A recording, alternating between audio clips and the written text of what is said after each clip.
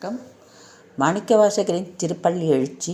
அது பழசுவையென அமுதென அரிதற்கு அரிதென எளிதென அமரரும் அறியார்.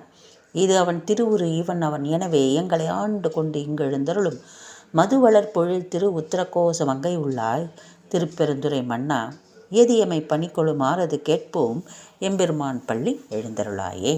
இங்கு திருப்பெருந்துறை ஈசன் உத்தரகோச மங்கை என்று 2 தலங்களையும் குறிப்பிடுகிறார். உத்தரகோச மங்கை உள்ள நடராசர் மரகத திருமேனியராம்.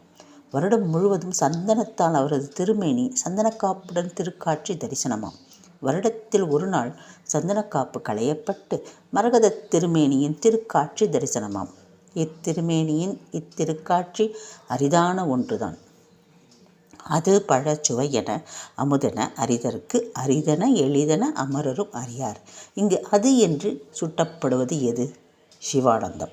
அவன் அருளால் சிவானந்தத்தை உணரும் அனுபவம் பழச்சுவை போன்றது.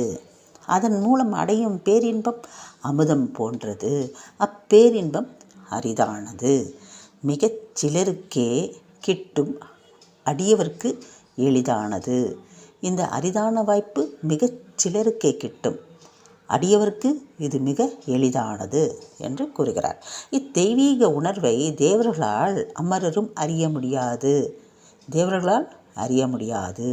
இது அவன் திருவுரு இவன் அவன் எனவே எங்களை ஆண்டு கொண்டு இங்கு எழுந்தருளும். இது அவன் என்று யாரை சுட்டுகிறார்? முதலில் குருந்தமரத்தடியில் யாரை பார்த்தார்? ஒரு அந்தணரை பார்த்தாரே, அவரைத்தான் இது என்கிறார். இது அவன்தான். இந்த அந்தணன் தான் ஈசன் கைலமலையான். இது அவன் திருவுருதான். இது அவனது திருமேனிதான். இது அவன் எனக்கு குருவாக வந்த ஈசன். அது இவன் எனக்கு குருவாக வந்த ஈசன் என்று அடையாளம் காட்டுகிறார். என்னை ஆட்கொண்டவன், எனக்கு அருளளிப்பவன் என்றெல்லாம் கூறுகிறார். மது வளர் பொழில் உத்தரகோச மங்கை உள்ளாய் திருப்பெருந்துறை மன்னா. தேன் சிந்தும் மலர்கள் சூழ்ந்த உத்தரகோசை மங்கை மரகத மன்னன் என்னை ஈர்த்து கொண்டான்.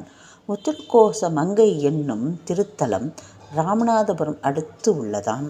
அங்கு உள்ள ஈசன் மாணிக்கவாசகரை ஈர்த்து கொண்டாராம்.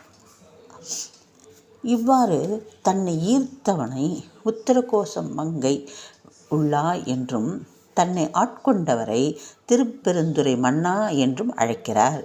எது எமை பணி கொழுமாறது கேட்போம்.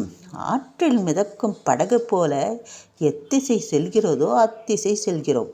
அத்திசையே உன் அருளாக வேண்டும்.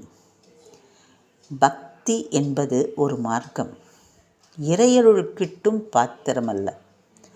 பூஜை புனஸ்காரங்கள் அர்ச்சனை அபிஷேக ஆராதனைகள் இவற்றால் இறையருள் கிட்டுமா?